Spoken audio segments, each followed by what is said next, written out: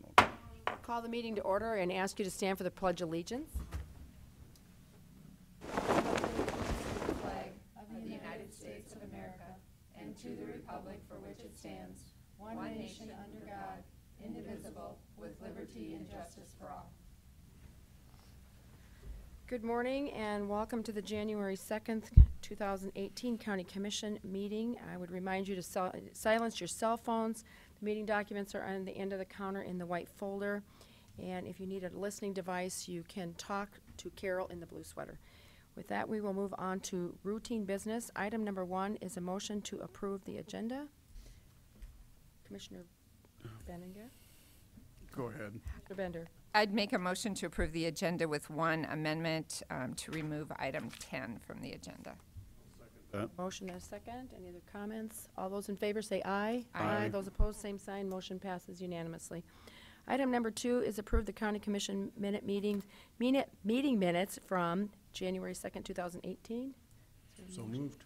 Move approval or second, whichever. I have a motion and a second. All those in favor say aye. Aye. Those opposed, same sign. Motion passes unanimously.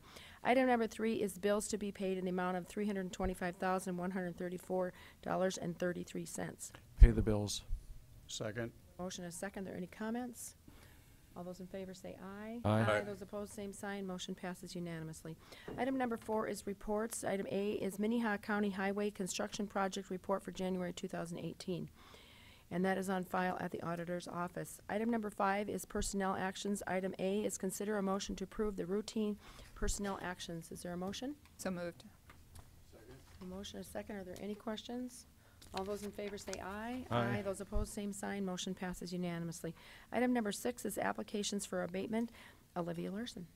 Yes, we have 2 applications for abatement, one for the City of Sioux Falls, RDID 47059, 2016 property taxes in the amount of $3,011.43, and one for First Slavic Church, RDID 68545, 2016 property taxes in the amount of $5,706.19. I would take a motion for item number 1, the City of Sioux Falls. Move for approval. Second. A motion and a second. All those in favor say aye. Aye. Aye. Those opposed, same sign. Motion passes unanimously. Item number B, or letter B, is the First Slavic Church. Is there a motion? Make a motion to approve. Second. Motion and a second. All those in favor say aye. Aye. Aye. Those opposed, same sign. Motion passes unanimously. Item number 7 is notices and requests. There are none. Item number 8 is planning and zoning requests. There are none. Item number 9 is petition for compromise of lien, DPNO number 93760 in the amount of $5,814.40. Good morning. Good morning, Melinda Storley, Commission Assistant. Before you is compromise of lien DPNO 93760, which represents public defender and court-appointed attorney fees in the amount of $5,814.40 for services received by the petitioner's ex-spouse. She is requesting release of the lien with no payment only as it applies to the 2 properties below and that it remain in full against her ex-spouse. The properties were obtained by quitclaim deed through divorce after her ex-spouse was incarcerated. The lien was discovered by the title company as she is in the process of selling the home at 405 North Lewis Avenue on January 19, 2018. She's expressed that she has suffered a financial strain due to the incident with her ex-husband and believes that he should solely be responsible for the assistance he received. The assets listed total $168,000. Liabilities listed total $239,789. Her gross income for 2016 was $69,295 with a $2,792 refund. Her monthly net pay average is $1,826.70. The petitioner was planning to attend but is not available. Okay. Are there any questions for Melinda? Okay, and the petitioner is not here, so are there any comments?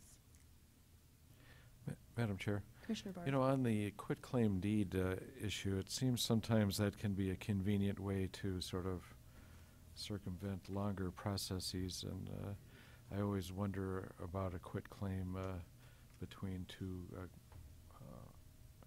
parties that have issues. I mean, I'm not saying that it's wrong, but it's certainly a fast way to give it from one person to another without the potential liabilities otherwise attached to it. Okay. Additional comments? Motions? Madam Chair, I Commissioner would also, I guess, make a comment that I don't see that any payments have been made on this.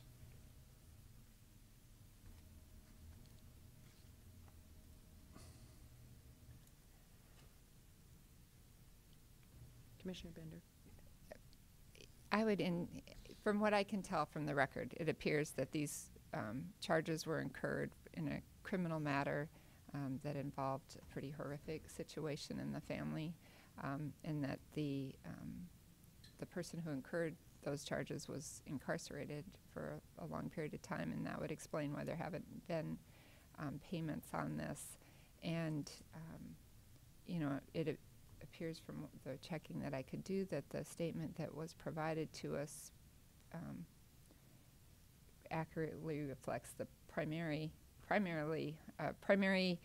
situation as to the charges that were brought and the reason that the ex-husband was incarcerated.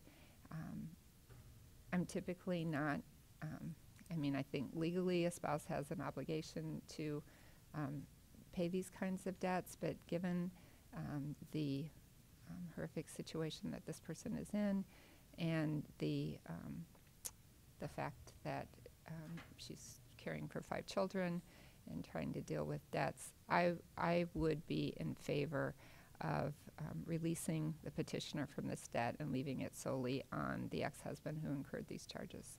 I'll second that motion, and I guess if I might comment further. You know, I just look at all of these carefully as far as how these assets are being moved around, and sometimes there's more to the story than what we're told. Additional comments? Just Commissioner Carsey? kind of briefly, last week Keith Severson commented about with the Financial Action Network and how we deal with not quality of life issues, but life issues. And that's exactly what this is. And it just, if we were not to remove this lien, to me, there's, no justice in not removing the lien, I guess. And I think justice is best served by removing the lien from this individual. Well, I noticed that John Peckus was a signator on, I think, the divorce decree, and when he was sitting at this table a couple times, he said, don't let the law stand in the way of justice. But anyway, I just thought I'd throw that out. I want to clarify what the motion was as far as it would remove the lien from the properties only, and it would stay on the Ex-spouse? the ex-spouse, so that we're not just taking it away, but it would just be removed from the properties. Yeah, I apologize. That's what I intended. Yeah, yep. And I Certainly would, what I seconded. in more defense, maybe to the applicant who did not show today, who intended to, it's difficult to come here no matter what your situation is, and I think that in light of the background, this would be a very difficult one to come and speak on. And so I gather that's probably why they didn't come. And I will support the motion. So are there any other comments? Commissioner Beninga? I think I would say that the black and white circumstances that they're in right now with assets of $168,000 and liabilities of almost $240,000, there aren't any assets to distribute for her, frankly, gain or ability to reconnect her life, if you will. So I would support doing what was suggested. Okay. Any more comments? All those in favor say aye. Aye. Aye. Those opposed, same sign. Motion passes unanimously. Thank you. Thank you, Melinda. Next, we have opportunity for public comment. Is there anyone who would like to speak on anything that is not on the current agenda? Good morning. You'll have to give your name and your address and limit your comments to less than 5 minutes. Sierra Broussard, 313 West 2nd Street in Sioux Falls. I was at the courthouse to testify in front of a grand jury 3 weeks ago on a Thursday. I walked into the courthouse and there were 2 Muslims standing in front of me. one white male in the back of me and 2 Muslims in the back of him. They made the Muslims take off her coat, went through the metal detector, did not go off, and they were searched with a wand. I passed with my coat on, if you can see on the video, and I was not searched. The white guy in the back was not searched. The other 2 sedan people from the back of the white guy was searched with the wand. The metal detector did not go off. I had spoke to the guy that was head of security because I thought that all the video cameras would get onto the metal detector. The camera system does not go onto the metal detector. It focuses on the officers at the sheriff's department. So it was my word against all these officers' word, okay? So they denied allegations. So I'm asking if the county can put up one camera that don't cost a lot of money due to this, because the Islamic community is very upset. I got a hold of the imams. Okay, this is how protests start at the courthouse.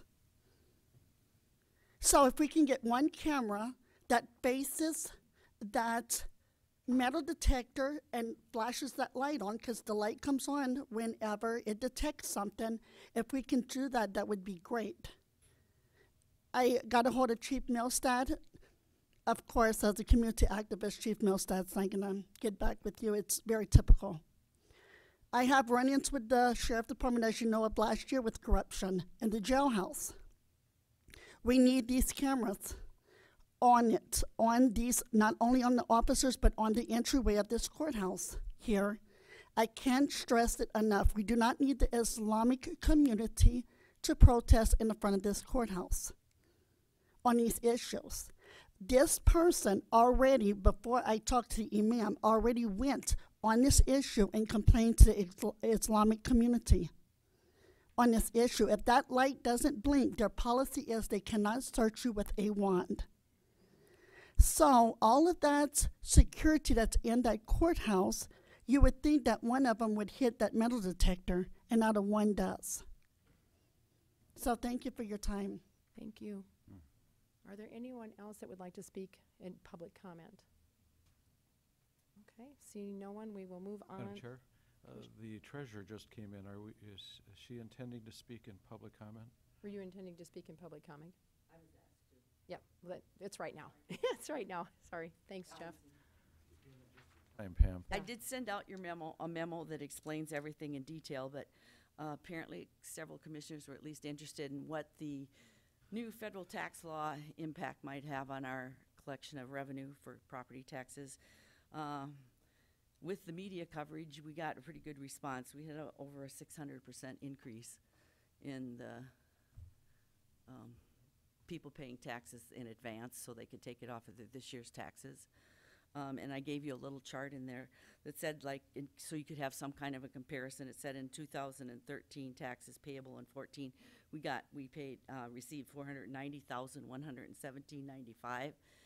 In 14, we received $633,682.69. Then we received the next year 16 taxes payable in 17. We received 7,207. 07974, and then for this year we had 6,040,043.10, and that's about a 60% increase. 600%. So if there are any other questions? Yeah. Madam, Commissioner Barth. Commissioner Bender had her hand up. I'm just curious. I don't think I received an email from you. I was curious. Get an email, you It's got on it. the It bottom, should have been though. in your packet. Oh, It's on okay. the very last line of the packet. Okay, thank you. Commissioner Barth. Madam Treasurer, you know, every year I know that you try to put our deposits, which we hold for longer or shorter periods, into some account where we might get some revenue through interest or whatever. Having an extra $5 million in the bank for a couple of months, are we going to make any extra money on that? I would think we are, and we also, this money will be apportioned out to the people by February 12th. Did you say 12th? 20th, by the 20th. So So it's, it will be apportioned We out. get to hold it for a month and a half, or at least. Okay. Thank you, Pam. So that should make you happy. Yeah. that It makes us happy. Okay, thank you.